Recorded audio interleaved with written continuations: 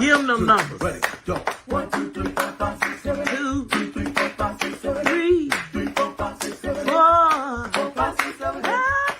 5, 6, 7, 8. 6, 6, 7, 8. 7, 7, 8. 8 right there. 8.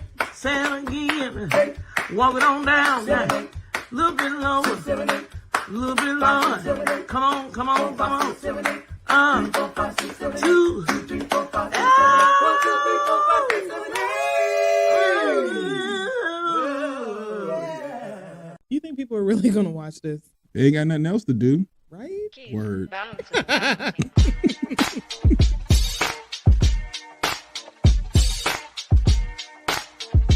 I ain't going on social media talking shit about TDS radio.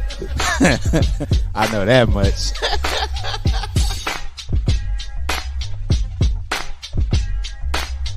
My man, Coach Block. What's up, cuz? How we living?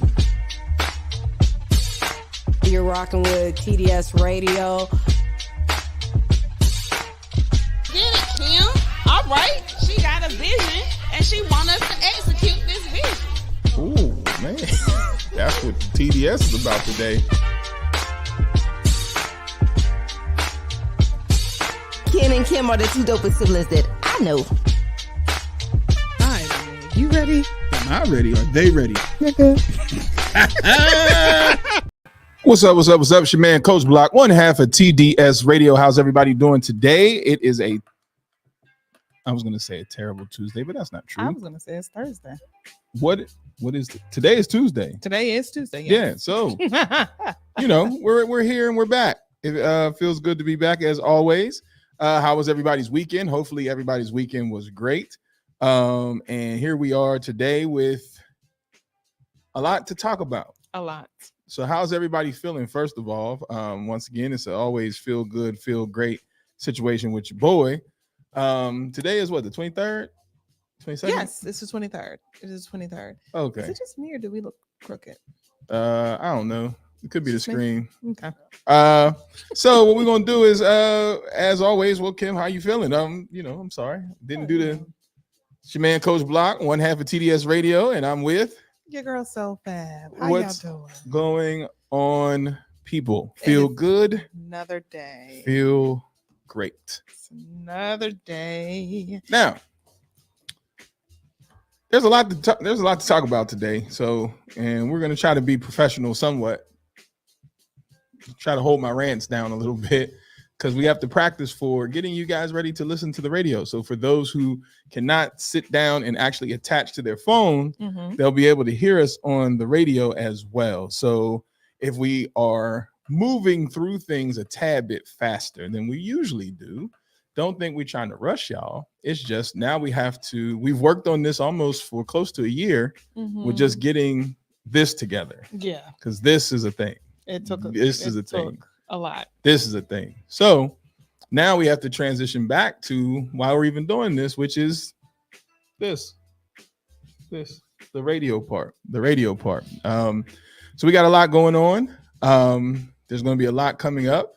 We have another fuck up night partnership coming up on August 24th. So please make sure you stay. We'll have the ticket tailor up for that soon, so you can go ahead and get your tickets for that. This is going to be a grown and sexy event, exclusive event, meaning if you ain't got a code, you can't get in. So if you don't buy your ticket and you think, oh, I'm going to just get one at the door. Look at us doing things for Black people. Because they deserve better. They deserve better. Because they deserve better. So this event is called Let's Be Honest. And what we are partnering with Katrina Harrell and the therapist that we had here, Leanna, remember her? She will also be a part of this, and we're just going to have some adult conversation about relationships, which is good. We need to have adult conversations about relationships and not angry, I'm mad at you, what do you bring to the table conversations, but more so vulnerable conversations of like, why can't we get this thing going? What are some things that are going wrong? I don't get it. Yeah. So with that being said, though, before we get into birthdays, I would like to do something completely off the script that we didn't necessarily talk about, but I think it's important. And because we try to change the narrative of what is going on out here, And what better way than to actually be the example? I should scoot over a little bit. I feel like I need to because my hands are off the screen. But then be the example. And so how can you be the example? So we talk about relationships a lot. I talk about relationships a lot. Yeah, a little too close. It's okay. It's all right. We'll work it out. And yesterday was the 10-year anniversary of the DM to Chiquita. We call it the creepy brother anniversary because that's what I said. 10 years. She and I have been together for 10 years. Now, before we started, I had wrote down 3 things because I didn't want this to turn into a rant. I just wanted to say, 1, I appreciate her because the one thing I did, and brothers, if you're shooting your shot and going in people's DM, be honest and be patient. Here's why. When I shot my shot initially, it took her 3 days to respond. That was a long 3 days. Now, I could have been one of those brothers that said, oh, so I guess you ain't interested. Mm-hmm. Wow. See, sister, we need to do better. Black people deserve better. Not even that. It would be like, bitch. That's one word that I try not to use towards any women, especially black women. Like it's rare if you ever hear me refer to a woman as a bitch. I never do, even when I'm mad, like rarely. Never mind. I'm about to talk about my ex-wife. So the one thing, fellas, be patient. Here's why. If I would have assumed that she was ignoring me, or if I would have assumed that, she did not want me to, or did not want to communicate with me, I would have blown an opportunity for a beautiful relationship. Guess what? She's a hairdresser. So she did not have the time. And then at that time, she really was not even on social media like that. So her contacting me when she did was when she got around to it. Not disrespectfully, but that's what happened.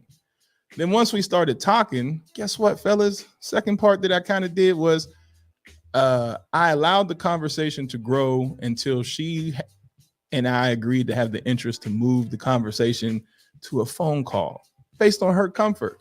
Like, because why am I, you gonna call me? What type of creeper? I got things to do too. And I was honest about my situation, having kids, et cetera, being divorced.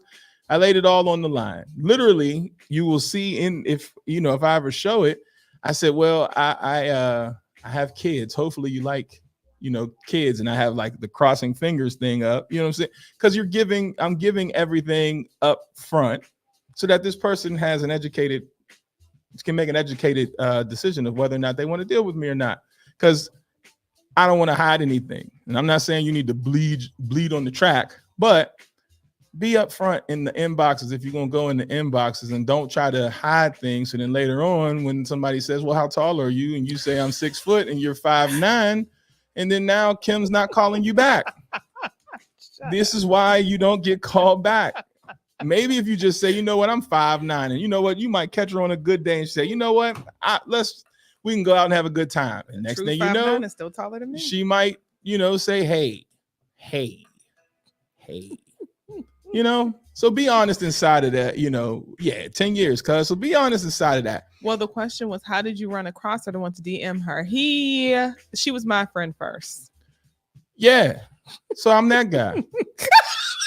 So sister had a fine friend, but it was her fault. She told me about her.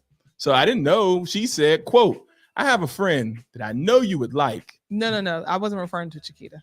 Oh, I thought you said that's when you told me about her natural hair, though. No. I was talking about another person. Oh, I thought you were talking about her. Because when you said she's natural, and I know how you get about that. Yeah. Because that's a whole different journey. But that was another woman. Yeah. Well, that's a whole different journey with the natural hair. I've learned to love it. Smooches and smooches and smooches. But what? Smooches. Yeah, I've learned to love it. Smooches and smooches and smooches. Because I never dealt with anyone with natural hair. So with their natural hair, meaning like not pressed, permed, and all that. Ex-wife was every 3 weeks. Yeah. Every 3 weeks, that hair was pressed, permed, and wrapped. So But yeah, so there's some things that I would like to, three quick things that I can say truly helped us get through these 10 years. Thing number one is constant communication.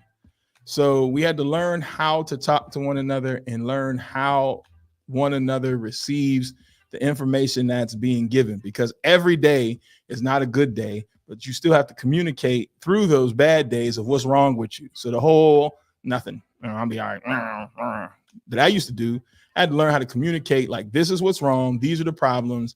And then one thing that she had to learn is not to adapt and accept my problems as her problems.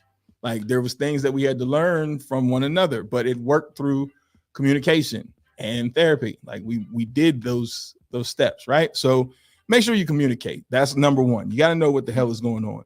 Number two was patience to grow with one another, because we did not grow at the same time. So I've watched her transition, because one of the great things from our relationship is Yara. If you don't know who Yara is our daughter, who is just, she lights up every room, smiles and talks and talks and talks and talks and talks and talks and talks and talks and talks. So, through that, we had to learn how to, how she's going to be as a mom, and how being a dad, well, I'm a super dad, but, being a dad and a father with her. And then, how that progression has gone and growing to where we're at today. She's an entrepreneur. I'm an entrepreneur, everybody's professions, and not take stuff personally. So allowing the space for someone to grow and grow with them and watch them grow and communicate through the growth. And then my third thing, and which is probably the most important thing, we mind our own business. Do we not? We don't bother nobody. Mm-mm. We don't bother nobody. Our home is our home. Our door stays shut, and what's inside of our door is inside of our door. Our business is not social media unless it's joking. Our business is not family members.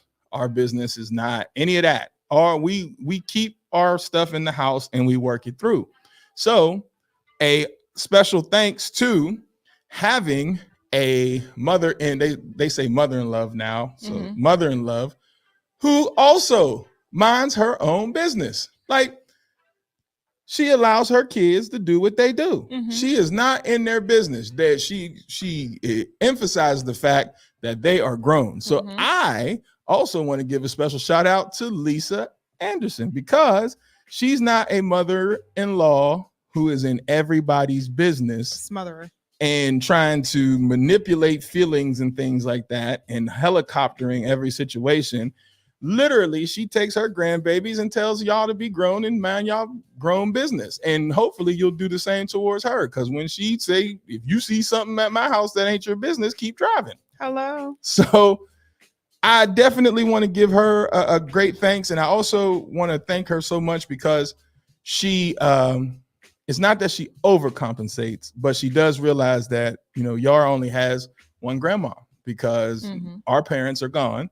And then, her husband passed. So her only grandparent is Lisa. And so because of that, she makes sure that, she still feels the love and doesn't really have that missing space of, missing a grandparent and things like that comes with death.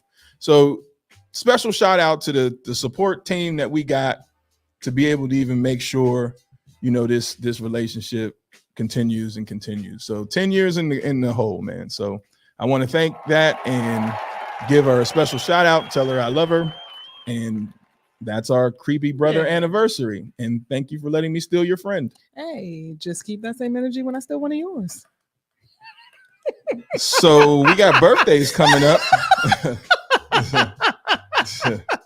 Man.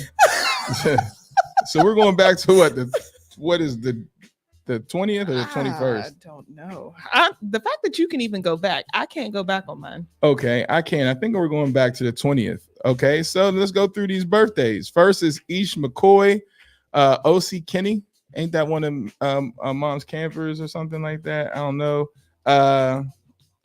Somebody put Shanae Nay. I don't know who you are. Samantha Carter, Robert Pointer, somebody who went to school with Rocky Arciana. Hey, Rocco, you know who you are. Kim Morey, Anel Jackson, Gerald Nathan, one of the players that I that I coached, Jalen Coleman, also known as Duders. Another player that I coached, July Alcina, Dondi Kirby, aka Dondi Kirby. Happy birthday, Fernando Clark. I don't know why I can't read. One of my former co-workers at Enloe, T. Taylor, happy birthday. One of the homies from way, way back. It's crazy to even see that we were this close in age because it seemed like you were younger than us, but you're not. Tammy Lovett, happy birthday. Demetrius Hollingsworth, happy birthday. Dwayne Moore, happy birthday. Anthony Archie, happy birthday. Justin McCoy, Mike, our cousin, Mike Adu, happy birthday. Monique Woodson, happy birthday. Kevin Bethay, happy birthday. From Tribob. My man Snap Wood, happy birthday. And that is it. Happy birthday. Snap, you 50? I didn't know you was 50 years old, man. Happy birthday. And with that being said, we're going to do our birthday jam. Happy birthday. Bow. Y'all ready? Happy birthday. Happy birthday to you. Happy birthday to you. Happy birthday to you. Happy birthday to you. Well, it looks good. It looks good. It looks fine. It looks fine. We hope you have a good time. Happy birthday to you. Hey, happy birthday to you. And as the saying goes, continue to live your life in a way that makes every day worth celebrating from us, the Sibs. Yeah. And yeah, that's it. So let's go into some fabulous foolishness with the entertainment news.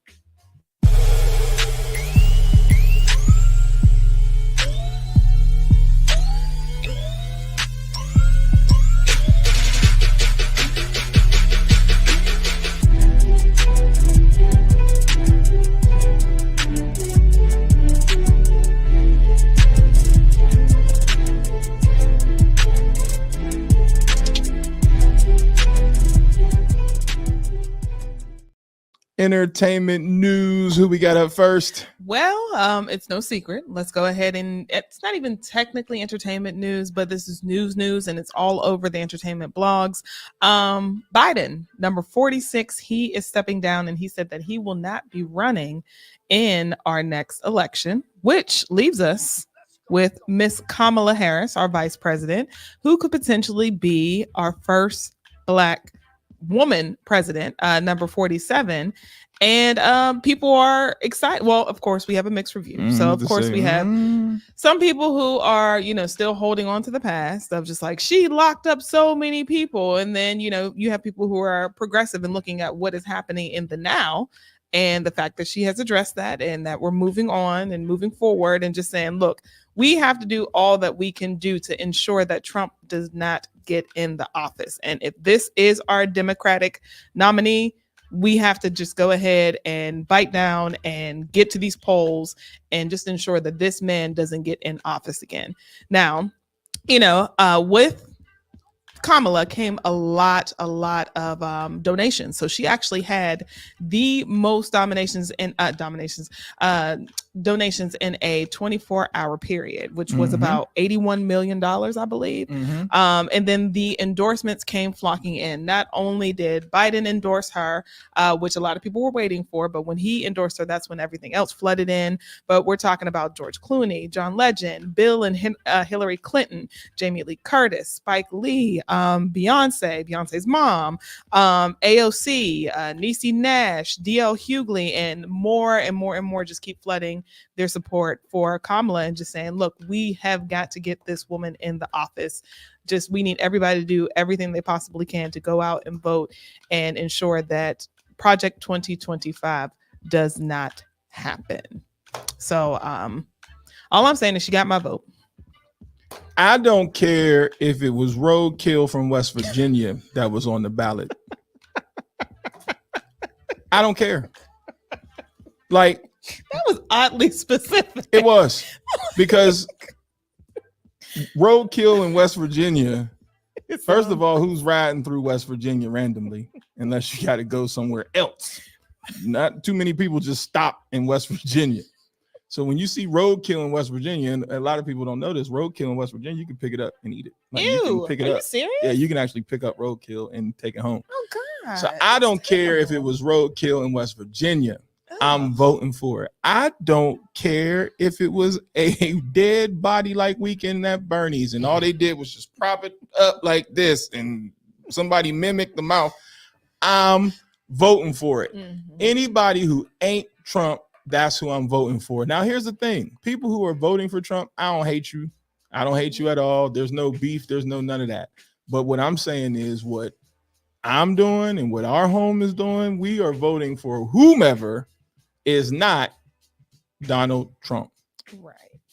And so it just happens to be Kamala. I'm going to be honest with you.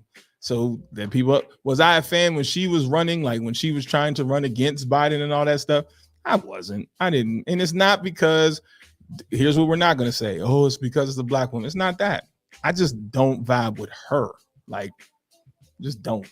But I vibe with her for this election. Because you know why? It's not Donald Trump. So until we can get something else going on here, this is who we got. And that's okay. For me, that I feel like it's okay. Like, I'm not going to get all into the first black woman and the first woman and all that stuff. I don't think that we need to put that to the forefront as much as we need to put into the forefront the fact that we don't need Donald Trump in office. Then we can deal with the other stuff. But right now, we don't need Donald Trump because too many of us will stay in that space of, I hate black women. Let's not even worry about that right now. We need to worry about the policies that we're talking about that Trump and those others on that side want to end. We'll come back to this later and y'all can talk about how much y'all hate black women and how they did you wrong and how she gonna put black men in jail and all that. We'll handle that after the election, because this person, Donald Trump, is a terrible human being. Yes. And if it makes you all feel better, because I know that was one of the biggest things, and it's going to continue to be the biggest things amongst, our people, unfortunately, when it comes to her being a prosecutor and how tough she was during that time. Well, she is now one of the biggest advocates to offering pardons to Americans that were convicted of federal marijuana possession. So, of course, during that time, was it wrong? Who's to say? That's up for you to decide. But now when we talk about what is she going to do? Well, now she's currently doing something. So now what is your argument? What's the problem now? She's a black woman. What do you mean what the argument is? She's black and she's a woman. People didn't even want to deal with Hillary, and she was a white woman, let alone a black woman. And now everybody like, is she black? She's Jamaican and Italian, Indian, mm-hmm. Jamaican and Indian. Oh, Lord, we just can't leave people the hell alone. We want to fight everything but what we need to be fighting. But what's crazy to me is that she'll be nailed to the cross for her past transgressions, but what people won't do is bring up the Central Park Five when it comes to Donald Trump and all of his past transgressions, especially people of color. Correct. So if you're going to nail Kamala to the cross, and I need you to keep that same energy for Trump, because you know what? He hasn't changed at all. So what are we talking about? I don't want a president who has little hands again. Oh, I have little hands. Moving on. Who's next? Moving on to Kim Burrell. So look at them glasses. Shut up. I was going to wear my big glasses. I'm so glad you didn't, because I am waiting. I got that Stewie picture when he was Elton John lined up. Got it lined up. Kim Burrell, as you Here all she know, go yes, again. she is one of the mothers of the gospel community. And she has been in a lot of heat for her comments, you know, most recently shushing someone when she was trying to sing. She said she didn't want the woman to sing with her, but a lot of her commentary has been directed towards the LGBTQ community. And we actually have 2 videos of her in her past comments. And then we'll talk about what she is currently doing now. So here's one. Not that one. That one right there. I know LGBTQ. For all I know, it means let God be true quickly. Oh, about shut time. And not that one. The next one. There we go. Don't mess with my sisters. That's how he said it. That's why I'm conscious. So you refuse his invitation to the church. Anybody in this room who's dealing with the homosexual spirit, beg God to free you. You play with it, 2017, you'll die from it. I'll be here for you. You play with it in God's house in 2017, you'll die from it. Y'all came to hear about cars? I came to tell you about sin. Come on. That sin nature, I'll get down one with the other one, but that perverted homosexual spirit is a spirit of delusion and confusion, and it has deceived many men and women. And it's caused a stain on the body of Christ. And those homosexual spirits have been angry, and they come up against it. You gotta love everybody. Spit out, you serpent. Come on. You cannot give instruction to God holiness with that much perversion.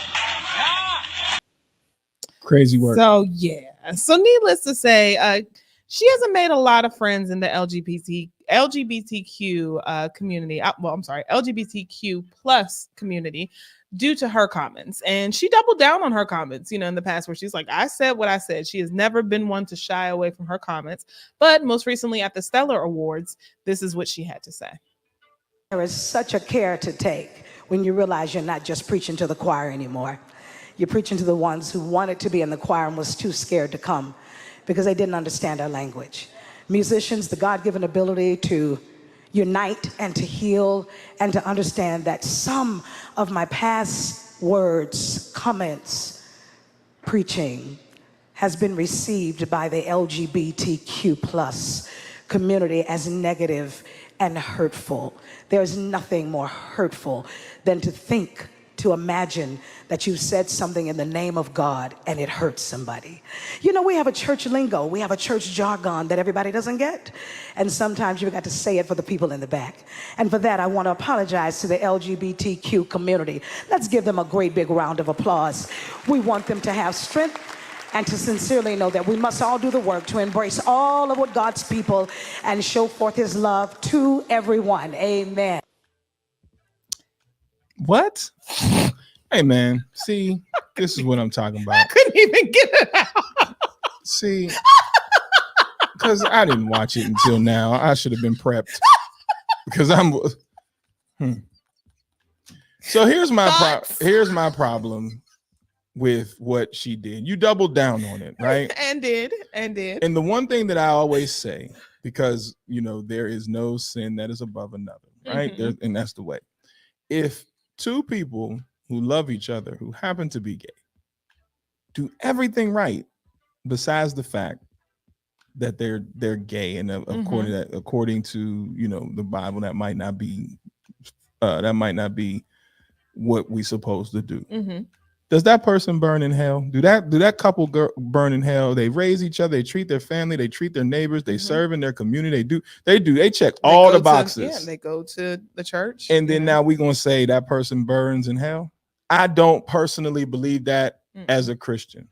I don't. Just like I don't believe that if a person is a Muslim and they live their life a certain way, they burn in hell because they don't profess Jesus Christ as their only Lord and Savior. Right. I don't believe that. Right. Can you tell me that a Buddhist monk who prays 14 times a day burns in hell because he's a Buddhist? Like his life is centered around meditation, prayer. Mm-hmm. How does that person burn in hell? How are you going to tell me that is the vengefulness that God has? Mm-hmm. I don't believe that, because we're not in the Old Testament anymore. Not saying that the Old Testament is not relevant, but we're not in the Old Testament anymore. So when she doubled down on those comments and you said what you said, you meant it. Now you get up there and you decided to say something different. And I'm going to put a spin on why she said something different. Would you like to know my spin? Sure. I wrote it down so I didn't forget it. She lost weight. She was unhappy when she was fat. Okay. See, when you're not happy with yourself, then it's easy to spew uglies at other people because you're not happy with yourself. There's no self-reflection. Matter of fact, you try to avoid looking at yourself as much as possible, so it's easy for you to point the finger. The one thing I've noticed from the first film we showed, the second film we showed, and the third film we showed is that she herself looks better. When you start to feel better about you, you don't give a damn what nobody else is doing. Because once again, and I say it time and time again, it's not my business who you decide to love and sleep with. Right. It's not. So all that extra she talking about, let's get, she's still doing it. Let's give them a hand because they need to know that they're loved, as if they're separate from the body of Christ. Right. That's why I was like, what? Fanny, somebody should have gave her the middle. What the hell is wrong with you, lady? You just can't stop. That's and then also her bottom dollar could have been affected and her following, because it's like, let's not act like there isn't a lot of people that are in the LGBTQ plus community that actively go to church or are involved in the church. Yes. So how are you condemning me when I'm doing everything that you're doing, but I just choose to sleep with somebody of the same sex? Who Kim just sounds like a hateful spirit to me. You don't have to agree, but you don't have the right to judge either. And also, who forced her to say that? Exactly. Like, it is not up to me to condemn anybody. Gluttony is one of the sins. I am fat.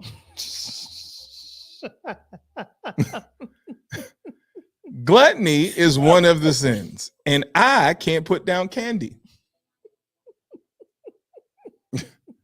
You see what I'm saying? Like, so then is that supposed to be one of, so then now, he gonna burn in hell because he's fat. Right. Or when people commit adultery, so we're gonna burn in hell. That's one of the 7 deadlies. But when you commit adultery and people are forgiven, and you're sitting here saying, "Oh, relinquish that spirit," or come up and tell your testimony, and then we forgive and we forgive and we forgive. Why can't we have that same sort of energy? And can we stop acting like homosexuality has not been around since the beginning of time? Listen. Now, it's not in books and things like that intentionally, but homosexuality is not new. It's been around since the beginning of time. So, and once again, I'm not the person to say what's right and what's wrong, because people love people who sell drugs in the community and kill kids and women and children. Is that not? So you got 2 people who happen to be of the same sex who love each other, but then you got this man or this woman who's loving a person who sells drugs in the community and kills people.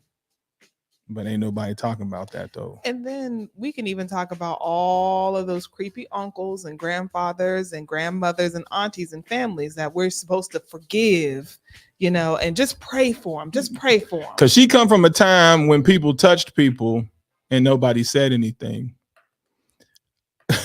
What's crazy is in the Old Testament, a lot. It needs to be said. It needs to be said, because that's something that's still going on. A lot of uncles her age touched people, and I'm just saying, but you don't want to report them. Oh, just love and pray on them, whatever. A lot of the thing that God said is to follow up. Said to follow to a T were for is people of Israel. Yes, we still have the 10 Commandments or etc., but the breakdown of the way of the life was for his special people. At the end of the day, another comment. The pastors be the main ones commit. I just watched a documentary on HBO called The 6 Schizophrenic Brothers, where one of the brothers ended up, what kicked him into having his episodes was the simple fact that he was touched by his pastor, because they were Catholic. And unfortunately, it took him until he was, I believe, 40 years old to finally admit to his parents that he was touched. Yeah, don't get me started on that because I know it for a fact. So, not for me. Whoa, clean that up. Nah, but classmates of mine. Yes. So And that wasn't even their pastor. You see what I'm saying? Like, it's, oh man, at the end of the day, it's not for us to judge. And when I see people loving people, I don't have a problem with that. I have a problem with people spewing ill and hatred towards one another, period. I don't care if you're a part of the community or if you're not. Stop it, because who you sleep with is not my business. I think if we just take that stance alone, then we can start worrying. Once again, there's other shit we need to worry about. Who is sleeping with who is not my business. But it is when you're somebody, like you said, who has a hateful heart, or you're someone that might be a part of the community and you're having a hard time with it, or you may have been with somebody who was a part of the community and now it hurt your feelings because they left you. So just saying. But when she lost weight, she apologized. So be happy about you. Who's next? Speaking of losing weight, Lil Rel, whatever we want to call him, he recently just had a huge transformation. But some people were just kind of like, now, wait a minute, Rel. We just seen you on Shay Sharp's couch. You weren't looking like this. And then now we got, the new skinny version of you. But he said he's happy. As a matter of fact, let me go ahead and read his whole entire paragraph of what he had to say. Because he said he's in a different place. So wait, did I take a screenshot of it? Yeah, I did. He said, this is my own appreciation post for myself. I've worked really hard on myself for the last 5 years, physically, mentally, spiritually, professionally, and personally. I'm so proud of myself. This is the best I've ever felt and looked in my whole life. Honestly, to stop drinking, eating better, working out almost every single day, writing, building a closer relationship with God, therapy, and honestly, accountability has taken my life to the next level of pure happiness. Whatever you do, please do for yourself. And if you can, don't take the shortcut. Really put in the work in this whole, really put the work in. This is just a whole straightforward work, nothing else. That's the honest to God truth. Let me be an example of truly putting the work in. Also, please go see our new movie, Harold and the Purple Crayon, August 2nd in theaters everywhere. So, but some people believe that he just went ahead and got on Ozempic and he's trying to push the whole agenda of work hard, eat clean, and, do the right thing, because literally we just saw him and he was not that size. But I guess at this point, does it really matter? No. I mean, the other stuff might have worked for him. See, here's the thing. Okay, now let's talk about it. When you don't have money, it takes a long time to lose weight because you got to figure out how to eat within your budget. And at times, healthy food is not necessarily what you can do.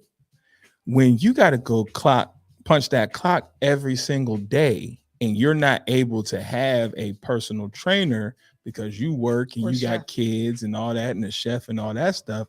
See, it may take a little bit longer, but you can transform your body to that when you ain't got nothing else to do because you got money. See, we don't have money, so it takes time. See, I'm tired of social media having poor people conversations.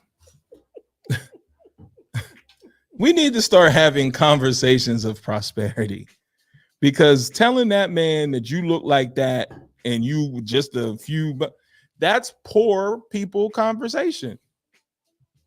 If I hire a chef, I can get the foods that I need to burn the calories quickly. If I have a personal trainer that I work with every single day, I can do that. If I have money and insurance to go to a therapist and start working on the mental side, because a lot of weight loss, I'm telling you right now, from my personal experience, as I'm doing it right now, it's mental.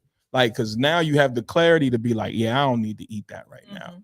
That is probably, I would say, at least 85 to 90% of it. I don't need to eat that right now. Like, okay, or I've eaten this, so I'm going to chill for the rest of the day because I done had what I needed to have. But imagine having somebody that at will can cook you something that tastes good and still is healthy. You're going to burn that weight in no time. So let's not have poor Ozempic conversations because that's for poor people. And Drake. Ozempic is not for poor people. When you're trying to cheat the weight loss system, it is. That's a poor way of going about it.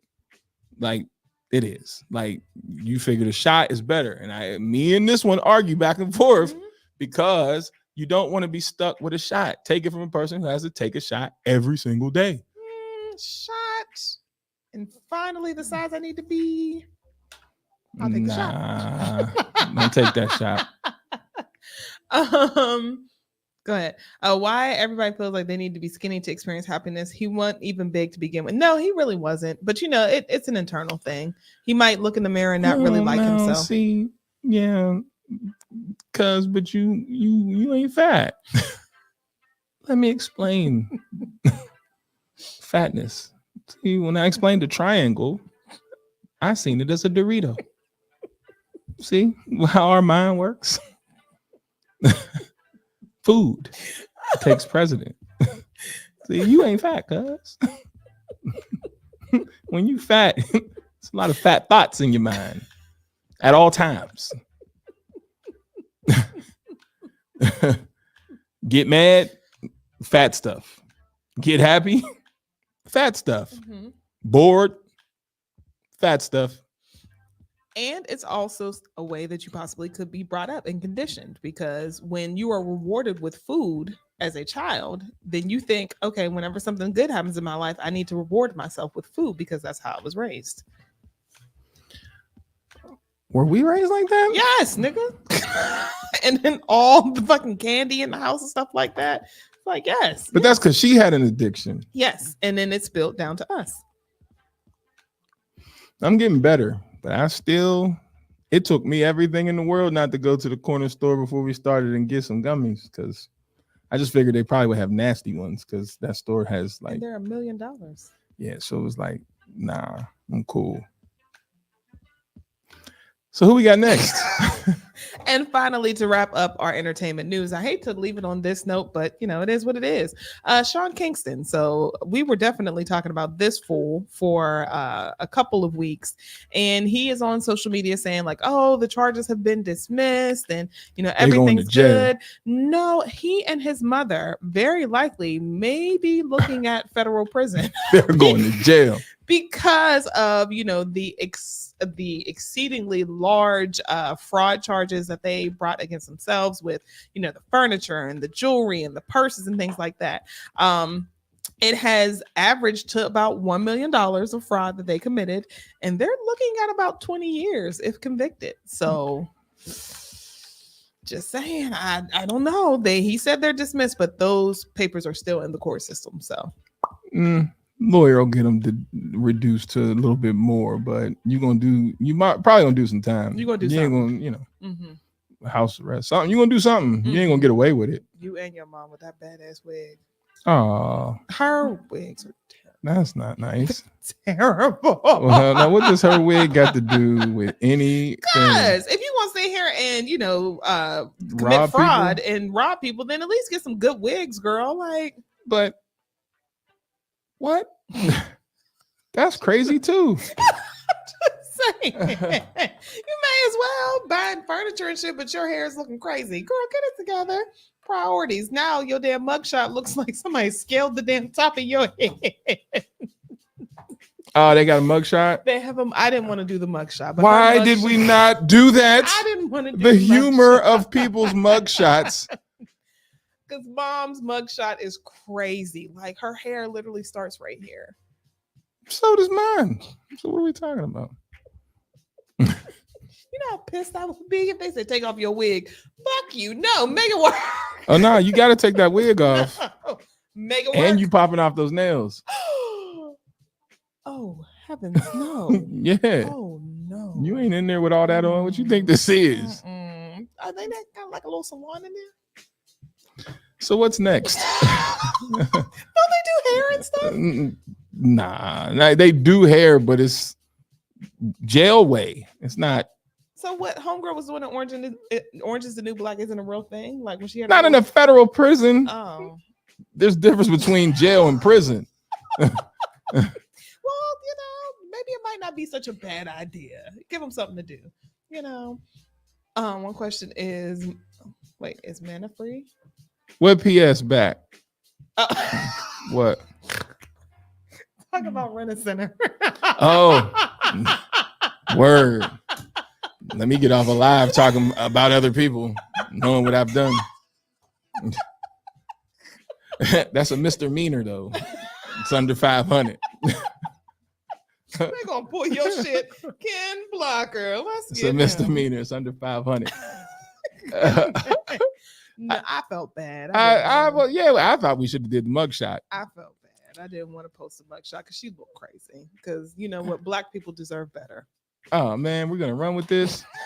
All right, so I actually have done some work, people, and I have 2 documentaries that I watched. Me watch documentaries? So we got some stuff for Blockbuster today, so we're gonna tap in with that. Introducing Blockbuster's movie review on TDS Radio, your go-to source for fire reviews on movies, at-home streaming, cable television, and more. Let's see if it'll get the 2 thumbs up from the Sibs or if it's whack. The reviews will cover edge of your seat thrillers to heartwarming dramas. We got you covered for all your entertainment cravings every Tuesday at 7 p.m. And for my streamers, let's create an entertainment community. If you have a show or movie we should review, DM us so we can share it. Life is too short for bad movies and boring shows. So tune in every Tuesday at 7 p.m. for the review and follow us on Facebook, Instagram to join the community of entertainment enthusiasts. It's Blockbuster's Movie Review. Get your popcorn ready. It's TDS Radio, our voice, our culture. We actually, I watched 2 things. One would be, where's my picture? One is this crazy little doodad. This was wild. This was called The Perfect Wife. Mm-hmm. And it's on Hulu. So if you are watching it, you got to have the Hulu or you find a way to stream it somehow, some way, like us. So this young lady who is in this picture, she was kidnapped. And without telling the story, she 21 days later just pops back up. Now she was on the she had her story had made why'd you cut? Oh, her story had made all your major media channels. They talked about it on Today's Show. They talked about it on, your news, everything. Everybody has talked about this young little white girl missing. Oh, and her husband, her poor husband, because she had children. Her story was that she had gone to the mailbox and she was jogging to the mailbox from their home to do whatever she was going to do. A car with 2 Mexican women picks her up, or a car picks her up and takes her to this house. And inside this house, these 2 Mexican women torture her. And so when she was found, she was in fact tortured. She had bruises on her face. She had branding on her back of letters. She was extremely malnutrition, like you could see her ribs. She had bruises on her back. And she explained that, she was in this room and she was stuck in this room for the whole time, didn't know where she was at. And there was things on the wall and couldn't see out the window. And she was just tortured and tortured and tortured. Only to find out she scripted her own kidnapping, just like abduction. Mm-hmm. And it was by her ex-husband. Mm-hmm. And he told everything when the police showed up at the door. When I tell you he told everything, he said she had the idea about branding because she wanted to go back home. So after she was watching herself on TV and all this other crazy stuff at his house, because she didn't leave the ex's house for quite some time, she had to then script how she was going to go back home. So she starved herself so that she could get skinny. Once again, losing weight quick, right? Watch what you put in your mouth. So she lost a whole bunch of weight real quick. She asked him to physically beat her up, and he couldn't do it. So a lot of the bruises she did herself. They went out and bought the hot gun to brand her. And then she told him to drop her off, and then she ran in the middle of the street like she was lost. And then what you should watch is how the husband had to deal with that, finding that out. So that's what happens. But the story is you got to figure out how the cops put this together and what was going on and how she basically deceived that guy that you see in the picture on the right-hand side, which was her husband. And they had lived, the reason why the title is A Perfect Wife, they had lived pretty much the perfect life. She just didn't want to do it anymore. And went back to her ex. Bitch. Crazy work. Insane. But you blamed it on 2 Mexican women, which I'm pretty sure they probably found someone to fit the description. Well, the police were getting calls all the time. Now, here's what was messed up. When they had the sketch artist, they drew the 2 Mexican women with bandanas on. Now, how the hell we gonna find them? So the damn sketch was like this. And they really put it out. And people really called, like, I seen them. How did you do that? How? Once again, believing that Trump shit that all Hispanics are rapists and killers and torturers and all that other. Terrible. But you watch it. I'm going to have to watch it. So for me, did I give it? What do I give it? I give it a thumbs up. Okay. Because for me, I would have, if it's not interesting, it's only 3 episodes. Each episode is 55 minutes. For me, for the most part, if I don't like it after the first episode, I'm done. But I ended up sticking with it. And it was pretty crazy because I'm like, what in the hell? Because I kept thinking in my mind, where did she go? And I was at a point, I'm like, she staged this. But I felt so bad for the husband. So if you see what he went through, it's like, God, she tortured this man only to come back and try to make him seem crazy. Like he didn't experience what he experienced. Wow. It was wild work. Yeah. She's in jail though. Good, as she should be. Yeah. It almost sounds like the movie Gone Girl. Did you watch that? I did not. Yeah, it sounds a lot like that. But I definitely give it 2 thumbs up. I need you to check that out. That is one of 2 that I watched. Okay. The other one that I watched, once again, it's crazy work. I don't understand it, but it was a thing. It is the guy who has 1,000 kids. So this one was This one was crazy. And I'm going to tell you why it was crazy.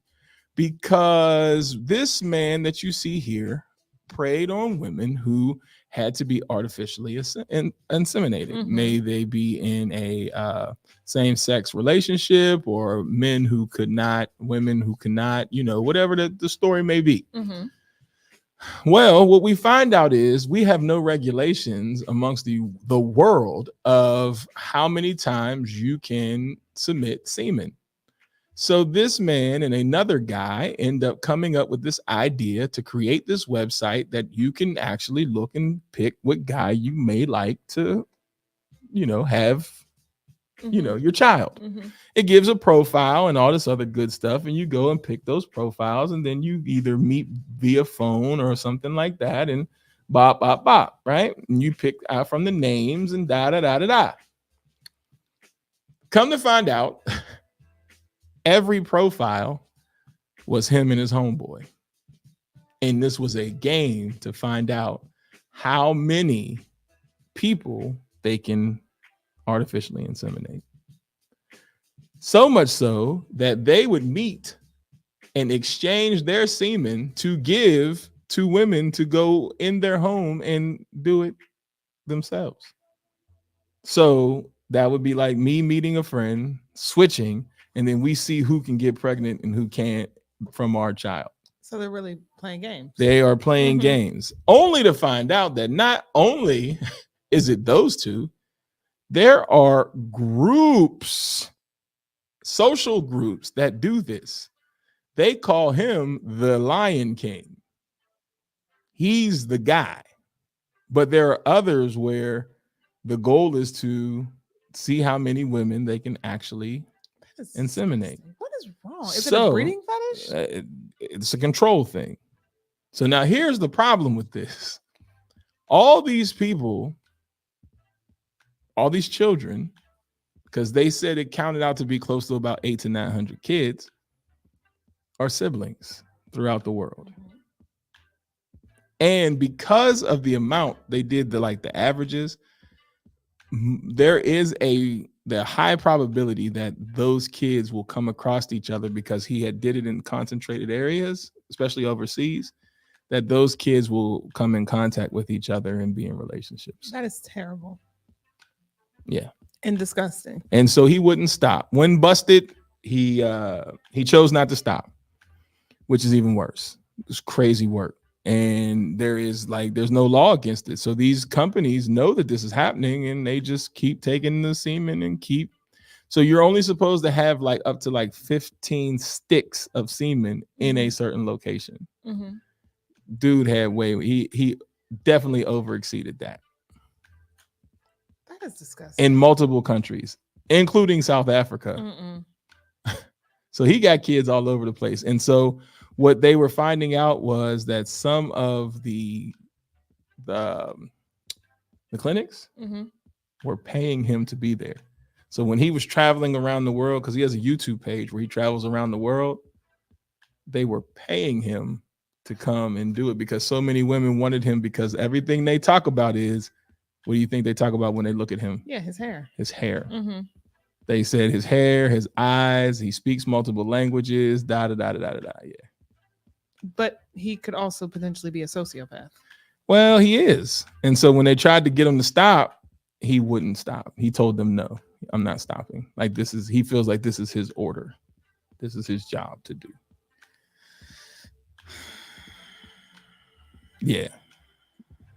Yeah, he definitely, so he gets paid to do it though. That's so because they pay him to do these clinics. And so when they found out the clinics was in cahoots, it's a really big problem. And it's not just him. There's others. There's Facebook groups of people with doing that. Not. Absolutely not. Yeah, child support would slow his ass down, right? Right. They can't do it though. That is disgusting. And so these are all his kids. So it's legitimate. He has well over, they said, close to about 800 to 900 kids out there throughout the world. That's disturbing. Now, it starts out with people in the Europe area. So it's kind of slow, but if you can stomach the first episode, the second one is when it picks up. That's when he goes, the people from Australia pick up things, and then now they start to realize that there's an issue and there's a problem. The first one is kind of tough to get through, because you're get to the point. But that's me also. I've been told that I have a problem with letting stories build up. So, but I liked it. It's gross, but when I say I liked it, I liked the documentary. I think awareness needs to be brought to that, because if he's doing it, then there's way more men doing it than just him. I was going to say, you never know who's going to take that idea and be like, oh, this is literally genius. I'm going to do this. Yeah, it's wild work. So when they went into how he was spreading around and they were popping it up on the maps, oh my God, it's gross. There's no way over in England that there's a lot of people that are going to, their children are going to, they have to, because they said each clinic gets 15 sticks. He was doing multiple sticks in a month. And then these women were going to inseminate themselves on top of the ones that he was doing privately. So people were paying him. There's a man and a woman, a couple. They paid him to go upstairs, ejaculate in a cup, and then she immediately injected it into herself, because she didn't want to have sex with him, but she wanted his semen. And you got to keep it warm so it doesn't die. So he left it in a cup. And then once he was done, she went upstairs Bada bing, bada boom. And she got pregnant. Crazy. Then the crazy part is, this is where you start looking at people like, what? They wanted to do it again because they wanted the kid to have a sibling. After knowing all of this information. No, this was kind of like they were semi-aware, but not sold. But then once the ladies who originated this thing sold them on it, then that's when, yeah. What the hell? Yeah, they had Disgusting. multiples. Yeah. So Disgusting. that couple had, I think the couple ended up with 2. Yeah. So that's what I thought too. I'm like, man, this dude is whacking crazy. Like, how crazy? But when I figured out that one ejaculation equals like the 15 different sticks. Gotcha. Okay. And the sticks are real thin. So, you know, if he did it once a day, you can get away with doing that once a day, and you figure 15 times 30 in a month. Sheesh. That is insane. So you have 30 days in a month. You did it 15 days. The one company hired him to come down there for a week, and he did that in a cup for a week for them. So now imagine 15 sticks per ejaculation, and he's there for 7 days, and they paid for him. So 7 times 15, that's how many sticks were in their lab going out to women. And so they would lie about these profiles. So they would think that they're getting this person, right? But they're really getting him. So he's the one filling up their sperm count. It was, as you can see me rubbing my face, Yeah, it was disgusting. Like, that is absolutely disgusting. so imagine you thought you was getting this guy, you picked this guy, and basically they just gave you the generic version. Here, take him. I didn't ask for him. But, oh, you'll be all right. Then the lady who is the advocate of this, it gets even crazier, because the advocate lady who's helping them, her mother had to be artificially inseminated. Mm-hmm. They thought they picked a certain person. The doctor who was helping them with the process was the one who artificially inseminated the woman instead of the person they picked. So they thought she was getting us, and she's from the States. Mm-hmm. So they thought they were getting somebody from that they picked, but the actual doctor who was helping them all along gave his sperm to the mother, and then they had a kid. Yeah, I've heard that. I'm familiar with that case, which is also crazy wild. Work. Absolutely insane. Crazy work. Yikes. Oh my gosh. So that's disgusting. Yeah. He lied about the numbers to keep it going. Yeah. He wasn't filling out the paperwork properly. Imagine being black and they give you one juice. So those are 2 documentaries, and y'all know that's not my thing. So, but for me to sit down and watch them, I think they were pretty good. So I give them the 2 thumbs up, both of them. There we go. Yeah. Because this one was over here. I give them the 2 thumbs up. What? I give them the 2 thumbs up for both of them, for Perfect Wife and The Man with 1,000 Kids. The Man with 1,000 Kids is on Netflix, and The Perfect Wife is on Hulu.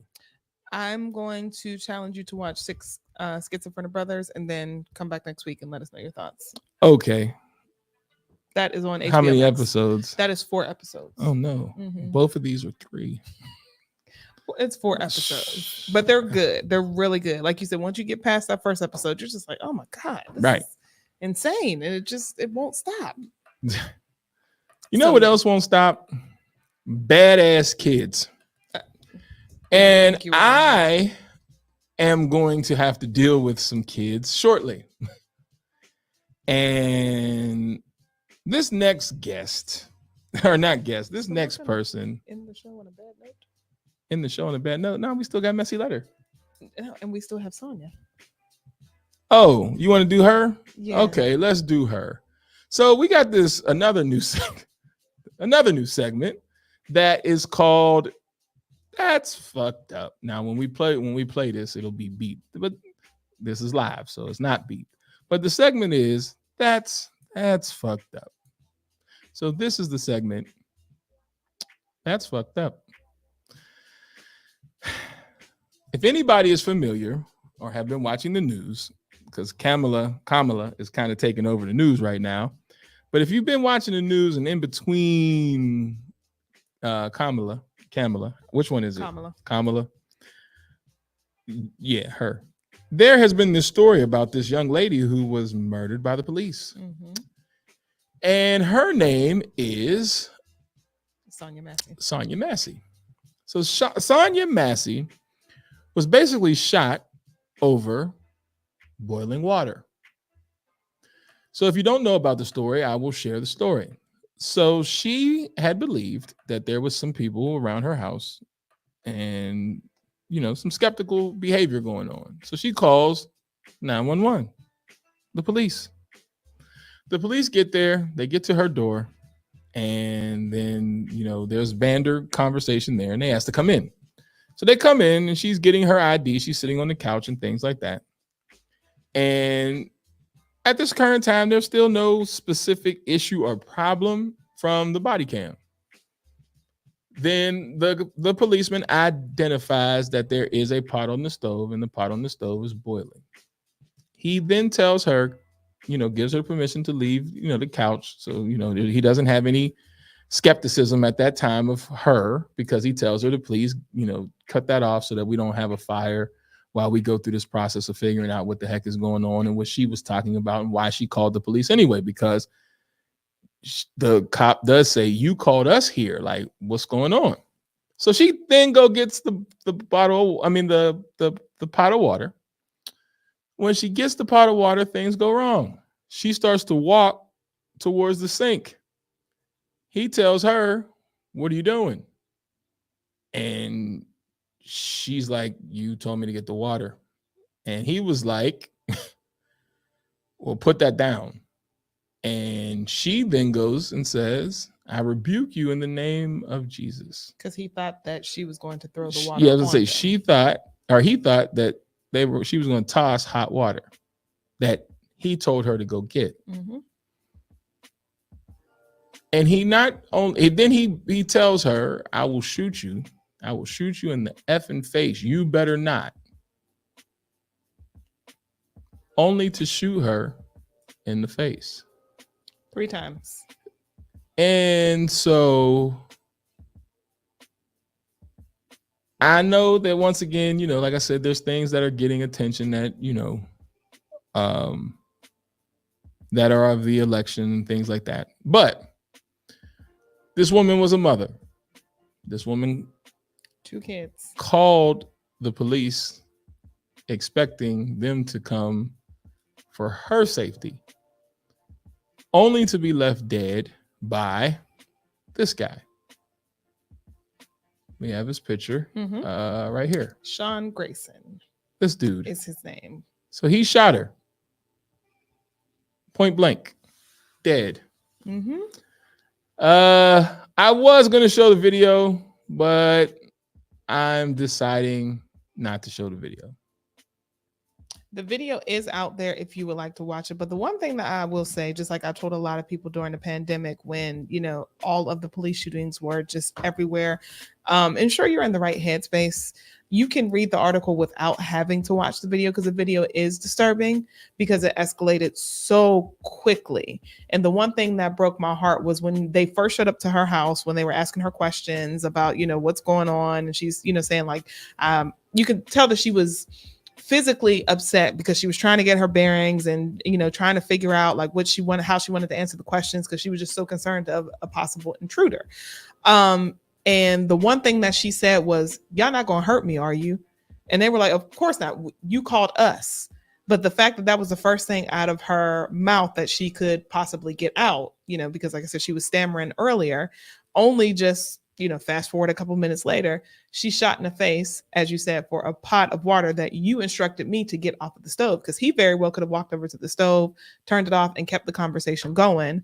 But the reason why they were in the house was because they were looking for identification, and she was trying to find it, and she was like, I'll get my paperwork. But like I said, you could tell she was just, you know, all out of sorts. And I don't know how true this is, that her daughter said that she suffered from schizophrenia, paranoia. So that already could have heightened what was going on. But the fact of the matter is, I had a pot of water that you instructed me to get. I'm putting it in, you know, which most people do. It's like, I'm going to just throw it out. And he's like, you're jokingly saying you're not going to throw that on us. And she's like, no, I rebuke you in the name of Jesus. But she's, what we do. I rebuke that. We're not going to do that. And he just went from 0 to 100. And she even ducked down and then came up and put her hands and said, I'm sorry, only for them to continue to shoot her 3 times. And one of the bullets went through her eye and out her neck. So it doesn't make sense. I get tired of hearing these stories. I get tired of seeing these videos. I get tired of, it being, oh, well, we don't want anyone to riot, which of course I don't want riots to happen, because that solves absolutely nothing. Because if you guys aren't familiar, this happened in Illinois. But it's just for the simple fact of, what do you expect people to do with this anger? Now, he has been fired and charges have been pressed. But the only thing is, will these charges stick when he sees his day in court? And it's not enough. Children have lost their mother. Family member, a father lost his daughter. When he was talking about how I'll never see my daughter again, it's like, come on, man. Like, not saying come on, man, to him, just come on, man. Here's the narrative again. Now, I say that to say, because the narratives are what drives these situations, right?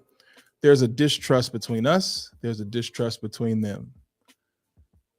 And the people who are in the middle at times are the ones that are clueless about this. For example, if you follow me on social media, I posted a picture of a gentleman who stands on the corner and prays, and he does have a mental disability, but every day on the corner of Martin Luther King and Rock Quarry, he stands there and prays. And sometimes he does get a little, loud. And then you always usually have somebody, I won't say Karen, but you always have somebody who wants to say something about this brother doing what he does every single day. And people in the community have absolutely no problem with it. We ride past all the time, but somebody always seems to have a problem with him. Last time he got, restrained by the police because, he got irate, took his shirt off, and just let me pray, da da da da. So I go and I see the brother. I'm about to, leave to come. I don't even know where I was going. I think maybe to come here. So I see the brother and I seen the police. So I was ready to pull the car over because I was going to say, I got him. You know what I'm saying? Like, I got him. Don't worry about it. I got him. I'll take him. He's cool. Like, chill. Because last time it escalated to the point where he was on the news being restrained. And so now when I see it, I'm like, the first thing I thought was, damn, here we go. As their 2 cops are walking towards him. But to my surprise, the cops decided to pray with him. Dope. And because there's so much negativity about the police, I decided to take a picture of that prayer and post it, because narratives, right? We don't want to be in a position where we feel like we can't trust the police, but so much has happened that we do have the right to be a little insecure about them approaching us. Hence this woman saying, you're not going to hurt me, right? Like, this is the first thing out of our mouths. Well, someone who does not have the same hue as me says on my timeline, does that make you racist because you assumed those cops were going to hurt that man? And unfortunately, I deleted her comment because I can't go back to her and post, this is what we're talking about. Now, you can take this story and try to twist it any other way you want. The film does not lie. This woman was scared. This woman posted no threat. She was seated. She followed instructions and orders. She did everything that you were supposed to do. And on top of it, she was in her home. And she held her hands up and said, stop. She said, I'm sorry, and held her hands up just like this. And you still shot her. And as Amaya said, he also told his partner not to administer any sort of medical aid because he said, and I quote, she's done. Yeah, shot her straight through the face.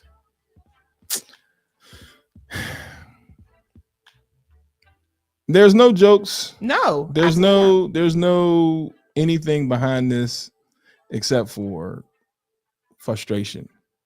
Because in a time where we have an election, where our civil rights are on the line, Mm-hmm. you have people who will choose not to vote for Kamala because she's a black woman. Mm-hmm. This is how sick we are amongst our own people.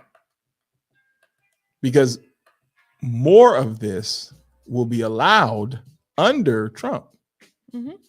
Our civil rights are on the line. Read Project 2025. Just like, and I hate that I didn't get the video. If I remember, I'll play it tomorrow. There are a group of Trump supporters who were standing outside teasing young black boys. And when I say young, these boys can't be any older than maybe 8, 9 years old. They're walking across the street and they're calling them niggers. They're calling them nigglets. They're laughing at them and say, see, this is why we take them out. I love seeing little monkeys like this because they're just so violent. Like, the video is absolutely disgusting because we're talking about 40, 50-year-old men antagonizing little young boys. And, thank God there was somebody that was kind of there to kind of, escort them along, because they're laughing, oh, they need to be escorted. Ha, ha, ha. What would have happened if somebody wasn't there, somebody wasn't recording it? Because you can hear in their voice. And as the kids are walking away, they're still going, oh, those nigglets, oh, those little monkeys.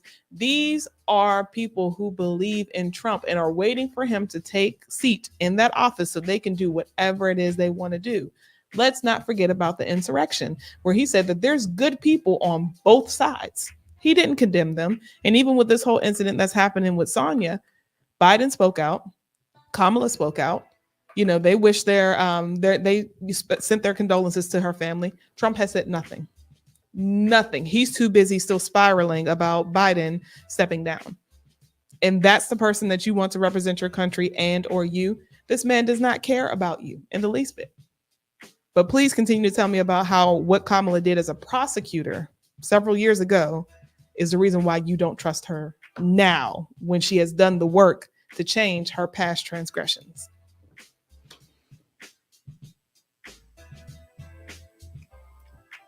There's nowhere to go with that. Besides, it's right in front of our face and we're choosing to ignore it. Like, it's pretty bad that it's right in front of our face. So, hopefully we can wake up, and as time comes closer for us to vote, people understand what's on the line. Because I promise you, a gentleman like this, a police officer such as this, who has been fired and had multiple jobs. Like, when I say multiple, he's had job upon job upon job upon job, to the point where people are now asking, how does he even have a job? Like, how did he end up on a police force somewhere? And I promise you, there are going to be more people like this. When a gentleman who's running for office, who's already caused people to feel enraged enough to try to take over the Capitol, says that there will be bloodshed if he doesn't win. These are the type of people that we're talking about that will take out people on just general purpose for their feeling like a martyr for Trump. We got to wake up. Like, we got to wake up. We got to get out of our own way for a minute, and we have to wake up. And I know a lot of our older people got behind Kamala, but we need our younger people too as well. And it shamed me. I was shamed when I seen one of the young players I used to coach, who's a black kid. If you ain't voting for Trump, you can unfriend me now. And this is like, wait, what? Yeah, exactly.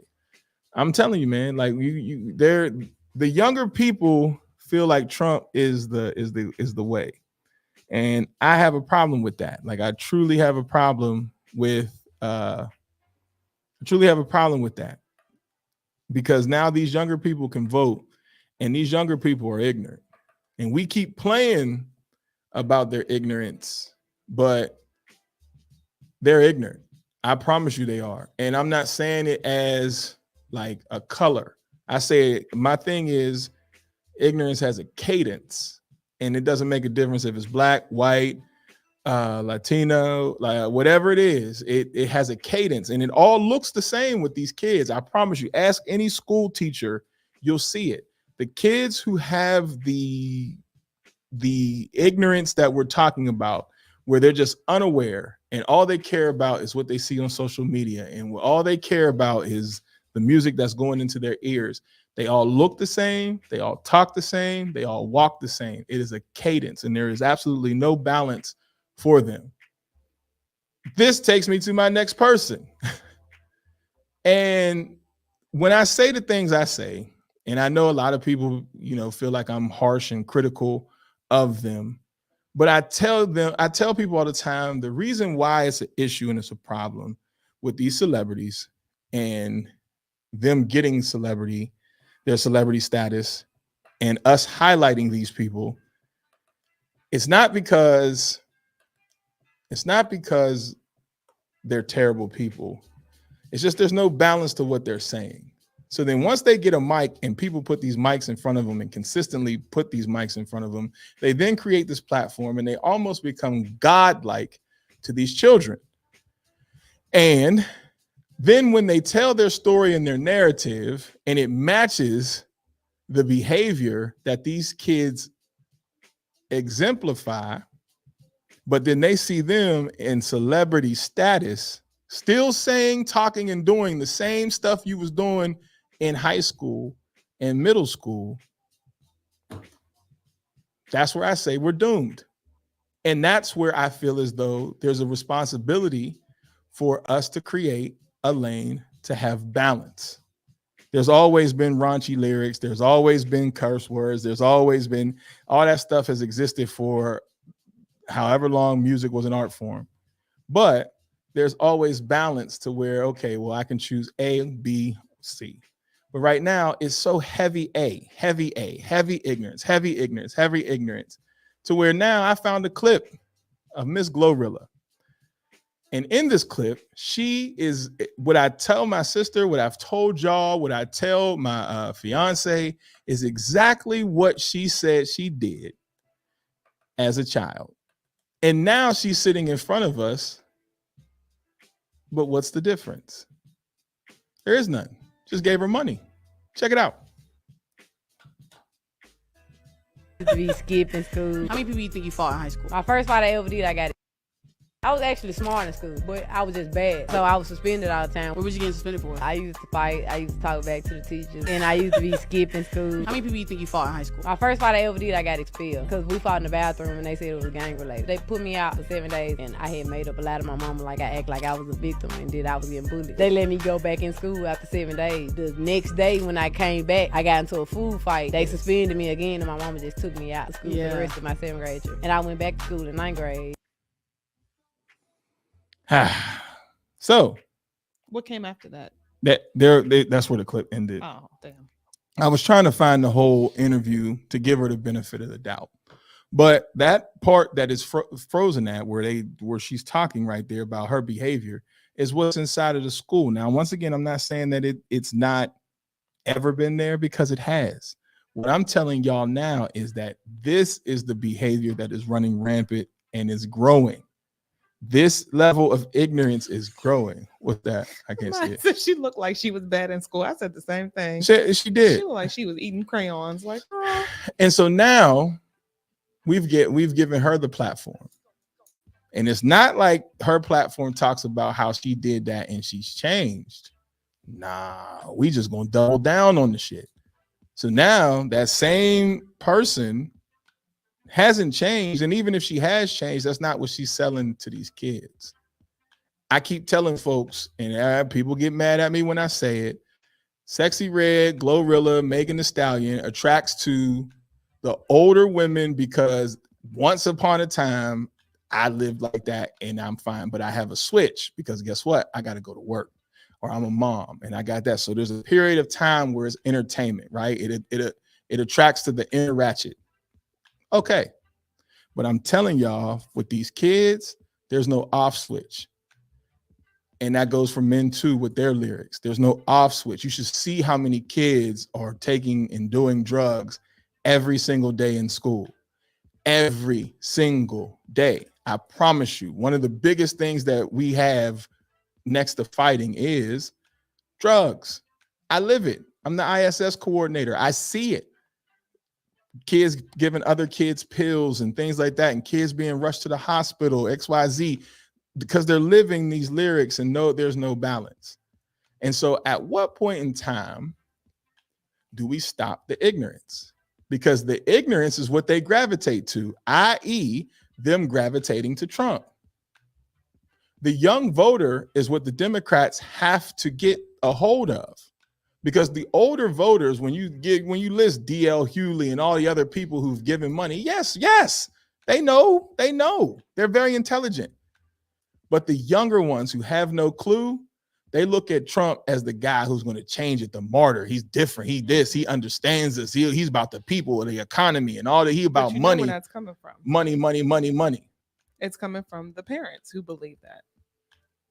Well, I mean, the ones now that are old enough to make a decision, because I wish the player who I'm talking about, I wish I wish your black ass mother would vote for Trump, knowing how that needs to be a meme that slides across. I wish. Whoo. But some people, I have heard people in their 30s, some women and men in their 30s who are going based off of what their father and what their mother, actually father, we'll say that father is saying, because then the mother will believe what the father is saying because he's the head of the household, which now trickles down to the kids. Like, they genuinely believe that Trump is the answer. And this goes for white, Black, Latin, like this goes for across the board, where it's just a continuation of ignorance, like you said, that's going from the elder all the way down. And I can rock with you with that. Now I'm gonna tell you why I rock with you like that, because I meet their parents. This is a cry to y'all. I meet these parents.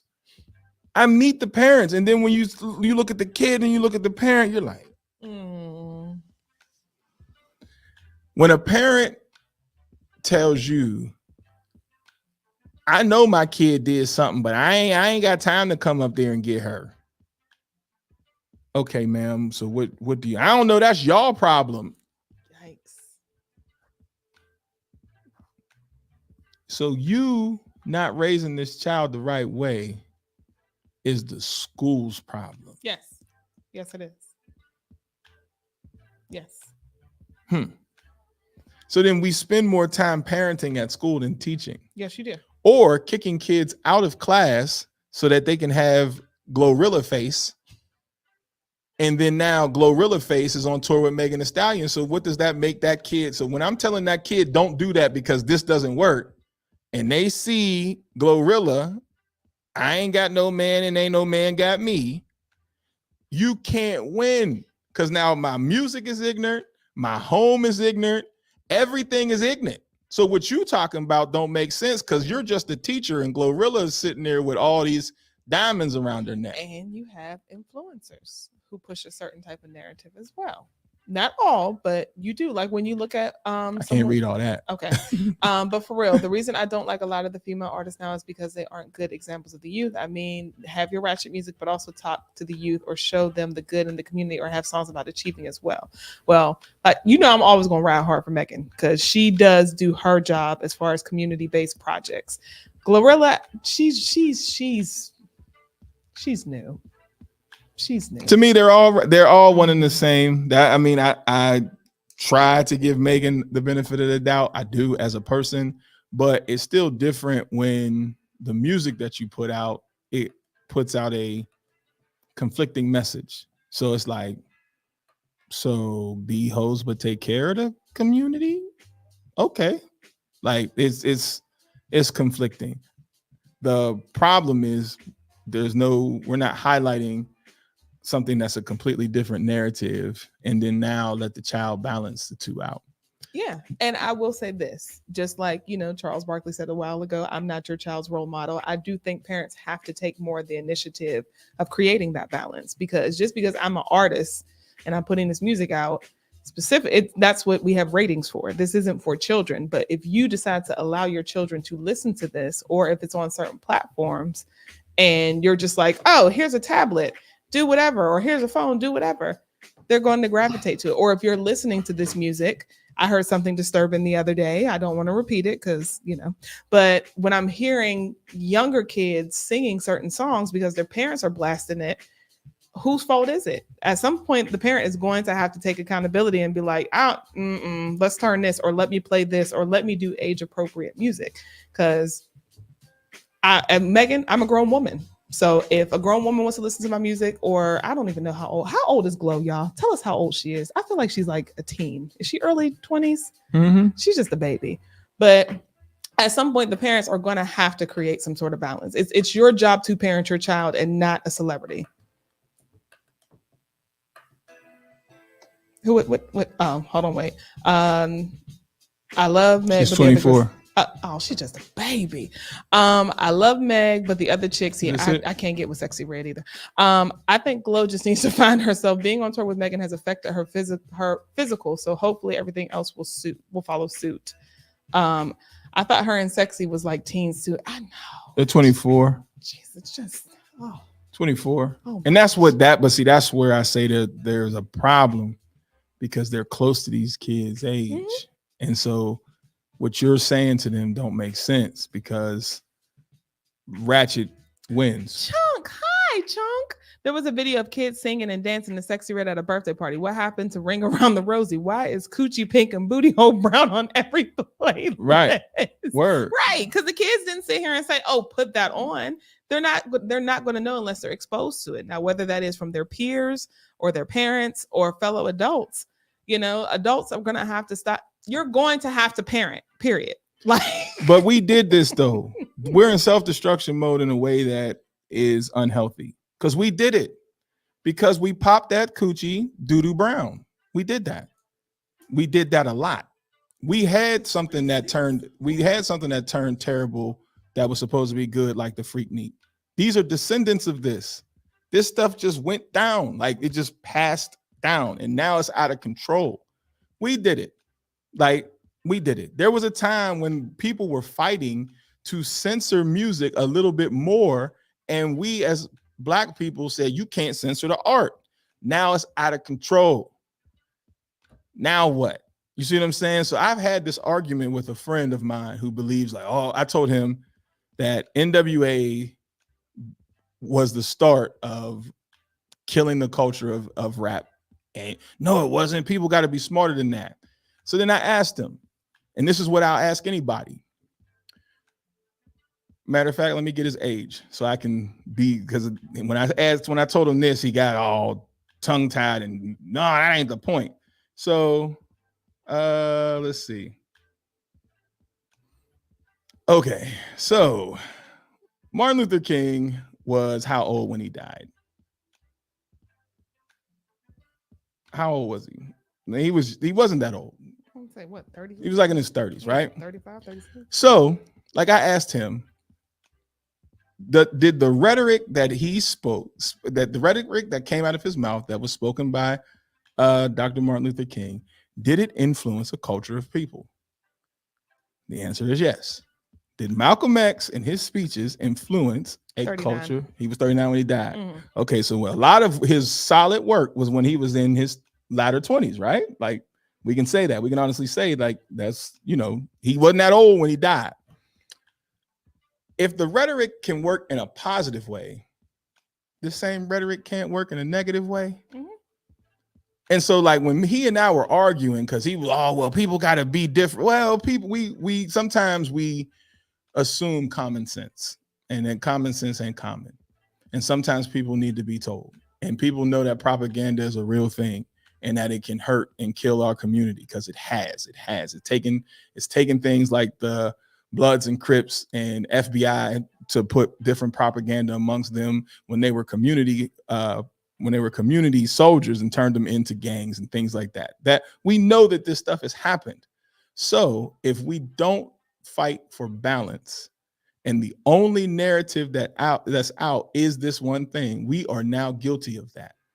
And that is parents that's uncles, that's cut this music off. Yes. Because at one time, like right now, there's a crew of people who will listen to bullshitting ass 2 Live Crew. Poppin' Coochie Doo-Doo Brown, come on, watch the dance floor.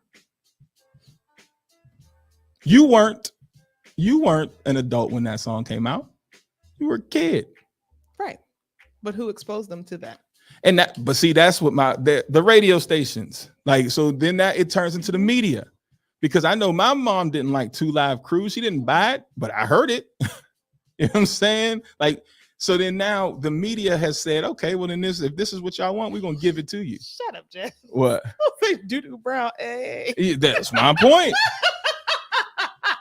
That's my point.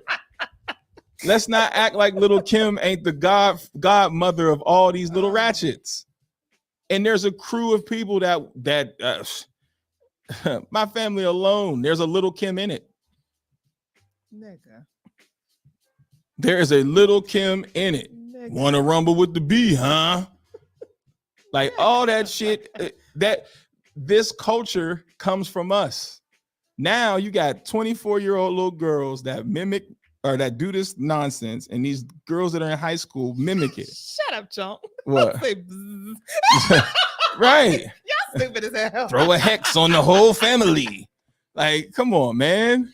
But like you said, there's balance, because I'm not going to sit here and say that we were sheltered, because we were not sheltered, and neither were none of my friends. We're not sheltered, but we're not out here, doing crazy stuff. Like, you can listen to music, but not adapt to that sort of world. I am not ratchet in the least bit. I don't even like going to certain neighborhoods. I will quickly lock my doors. Absolutely not.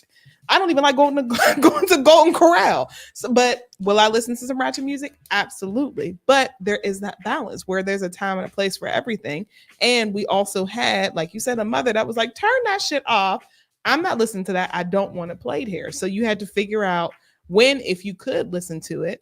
And then also, if you felt like you were going to adapt that sort of world or that sort of attitude, somebody to check you immediately and be like, absolutely not. What is this? What's going on here? We're not doing any of that. Calm it down, get your life together, and stop this shit immediately. But there is none of that. Like I said, there's a huge lack of parenting where people are just like, they're going to do whatever they want. So just let them do it. I can't control them. Right. Okay. But check this out. Our generation didn't live it. We left the music on the dance floor. These kids are trying to live the lives through the music, trying to make it their life. Of course we lived it. You didn't live it. Of course. What? Because Being said, we had structure and discipline. Some of us did. What? Some of us. What are y'all talking about? Oh my God.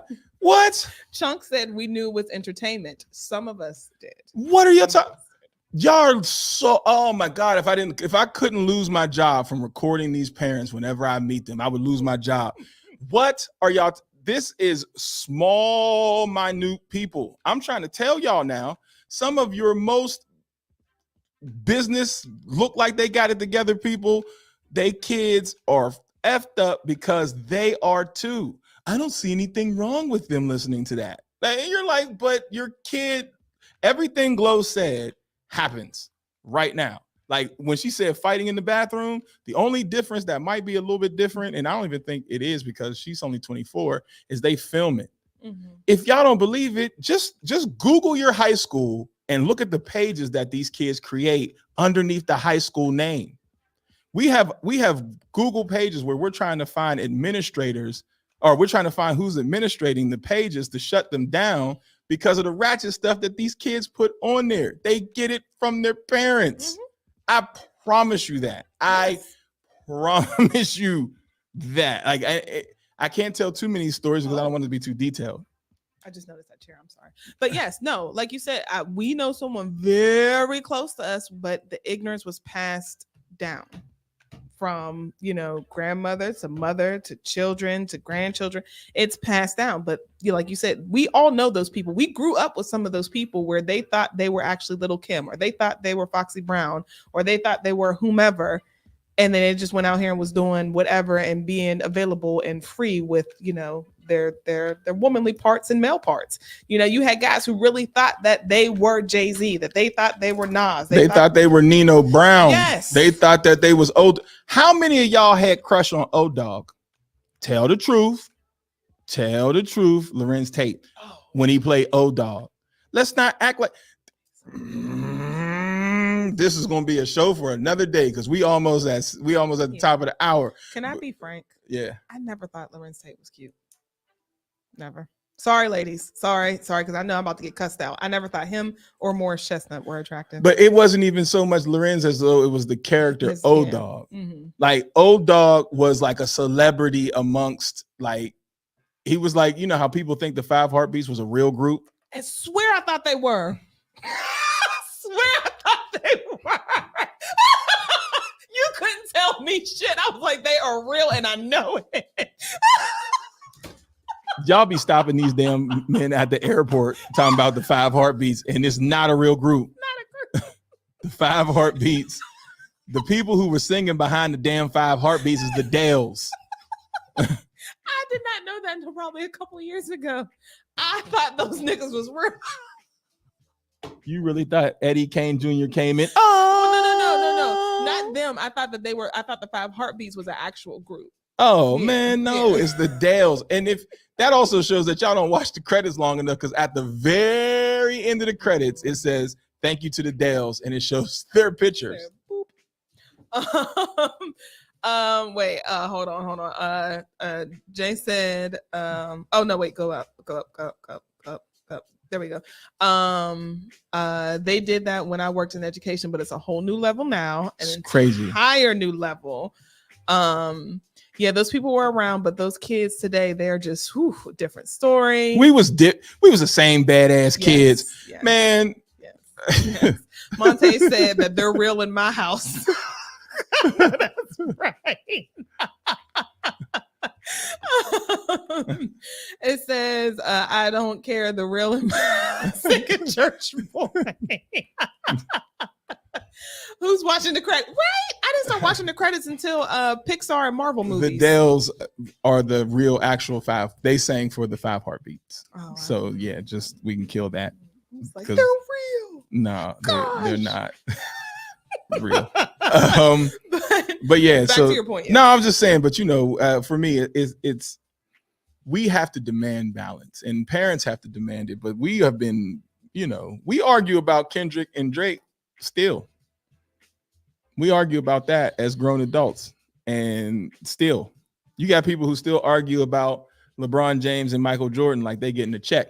Right. Like there's so much stuff that people focus on, and they're missing the point that the kids are watching this. Like the kids are watching us and our movements, and when I tell you they watch us, they study us. Like these little dudes and these little chicks can actually literally mimic everything I do, from how I walk, talk, faces I make, the whole night. They're studying you, not realizing that is an art form. Yeah, they study you, and the one thing I have realized is they are craving attention, but they do want to be corrected.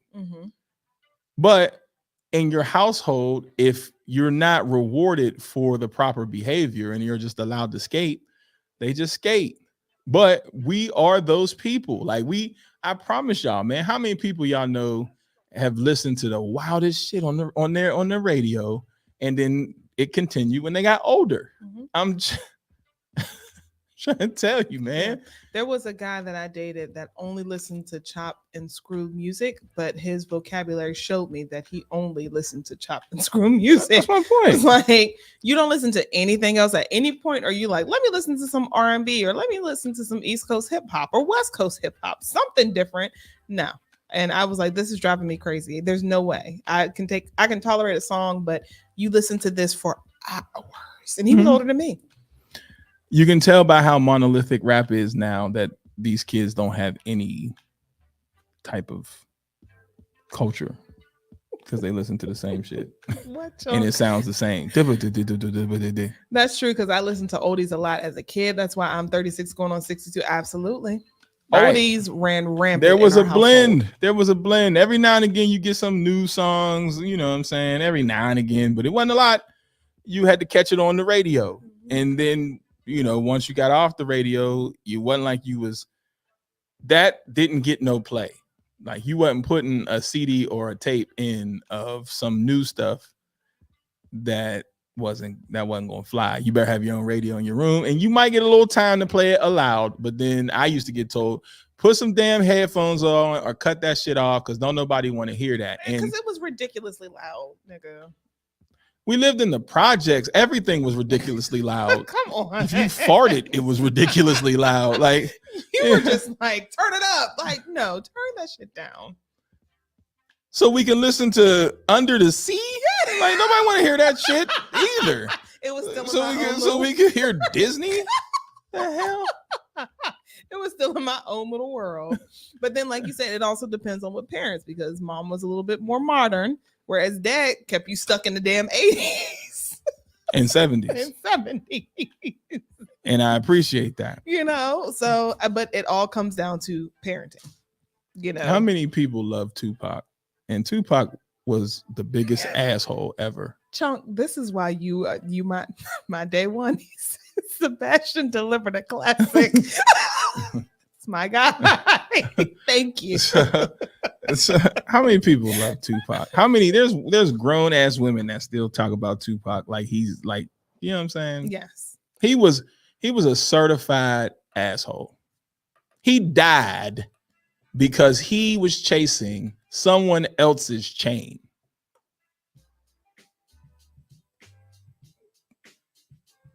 That's why he died.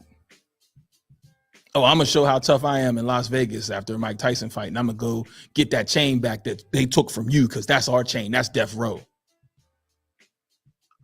And there's people who still live by these hood principles. Y'all don't believe me? Like go to the neighborhoods, and there's people who still live by these hood principles that have done nothing for anybody at all. Y'all are stupid. Don't say Under the Sea to this day. And that nigga ain't dead. You know what I'm saying? Like it's crazy.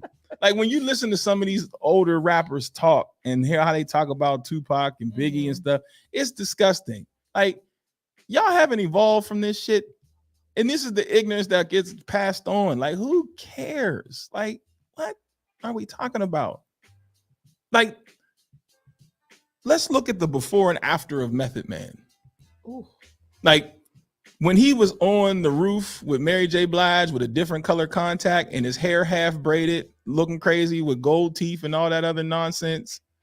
And then look at him now where he wears glasses when he's working out in the gym.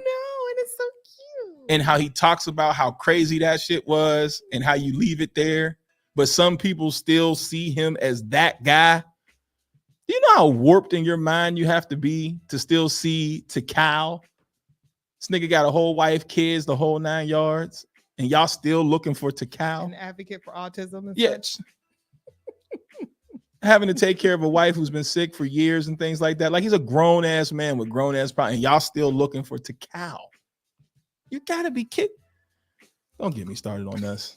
Like I said, I promise you, I see it so much, and I promise you the babies are the problem. And we adapt that shit where we should just be like, why am I old as hell dancing to a 24-year-old chick talking about I ain't got no nigga got me. 7 p.m. Friday, 95 degrees. I ain't got no nigga, and no nigga ain't got me. It's some maturity. Like, that's what I'm saying. Like, what are we talking about? Let them have it. If the young kids want to have it, let them have it. Give them some balance. But when we old as hell still doing it, like. It's music. It's a good time. And that's the difference. There are people who can differentiate between the two. Like, it's music. And you can listen to it, but not adapt to that lifestyle. It's just a good beat and a good time. Majority of us are living that, trying to live that. Well, yeah, I trust and believe. I don't disagree, because when I see these chicks on social media, I'm like, y'all do realize this is a 24-year-old girl who is just trying to make a coin. Like, that's it. That is it. The buck stops there. But, like you said, there are people who want to live that lifestyle because there is a certain level of maturity that is lacking, where it's like, you don't realize you got to go and wake up and pay bills and go to work, bitch. I don't care what Glorilla's talking about. Put that on your workout playlist. Go ahead and lift your weights and walk on your treadmill. But then know, at the end of the day, you got shit to do because you're a grown woman. And man. I know some of their best memory is meeting him. Grown women love him. Crazy, right? Grown ass women. Look at right, did. he did. And did. Right. Ooh. He is just, as Ms. Vernon would say, yummy. I just appreciate his growth. Mm-hmm. Like, I appreciate the whole Wu-Tang's growth. Like, I appreciate the fact that those dudes grew up and they're not still out here running around looking crazy. They all look well. They don't look like Lil Wayne. Lil Wayne looks crazy. You know what I'm saying? Like, I respect Nas. Nas still looks like he's the same age that he was when he started the rap game. Like, scary. But they grew up. And these guys grew up and then their music changed. Even Jadakiss. This nigga sells coffee. I know. Styles P has a juice bar. Does he? Yes. Oh my God. He's a juicer. And if you've never Googled Jadakiss working out, freak. Like, I would like to see him and Method Man in a workout session because I think he might beat him. Like, Jadakiss literally does acrobatic shit in the weight room. Like, literally, he can take it, he grabs the bar, he can take his feet, put them straight out, and flip himself over the bar and do chin-ups. This is Jadakiss. This is we gonna make it. You know what I'm saying? Like, even Rusty Throat Paul's Beanie Siegel, like, what is he doing with himself? Just not pushing the narrative that was out there. You get what I'm saying? Like, at some point in time, you got to grow past this. But we leave people stuck and be like, I need to hear this. What? Because it's attached to memories. People got kids. Beanie almost died. And Scarface. Like, these two dudes almost died. Of course, their music is going to change. What's that? What? Monte said, why can I see him doing some Simone Biles shit and doing the laugh afterwards? Yeah, he does. And yes, Rusty Throat. If you hear Beans, he almost died. His whole vocal cords and everything is tore up. Cancer almost took him out. Oh, no. Throat cancer? I guess. He talks like this now. Like, you can't, it's done for him. But they grew up. They transcended. But like I said, a lot of the people that we know, it's attached to memories. So they can't let it go. It's like, it's just a song. They can't have that memory and just be like, that was a good time. Just like, when we was in the car and we was listening to Tony, it took you down memory lane, but then you come back. Some people don't come back. They stay back there. All the way back there. And they live back there. And then they raise their kids like that. Mm-hmm. And then I got to deal with them. I'm sorry. Crazy work. I got to deal with little nappy Glorrillas. What's his name? NLE Chopper. Oh my God. I was a bad bitch. And and Uzi Verts. There's kids that I can give, if I was allowed to, I could give you pictures, be like, there's Uzi Vert. There's what's the one dude with the glasses, the gay guy, the big one, the gay guy that wears the nails and all that stuff. Saucy Santana. Saucy. Oh, we got all the saucies of the Santanas walking around the school and all that. Like, everything you see in hip hop is in them hallways. And the only people that you don't see on that note are Middle Eastern families. You do not see it. But everybody else, Black, white, Asian, Latino, whatever, the only ones I don't see on that is the Middle Eastern families. Like, I don't see that. I see a lot of discipline. But the rest, oh man, I see Latinos saying nigga more than the Black people. And it's like, ease up. Like, what are we talking about? But nah, and in respect for adults, out the window. Like, I know we was bad, but at least everybody every now and again knew when you was doing something wrong. Like, here comes such and such mom, chill. Mm-hmm. Now they be like, you want to hit that? And guess what mom say? Yes.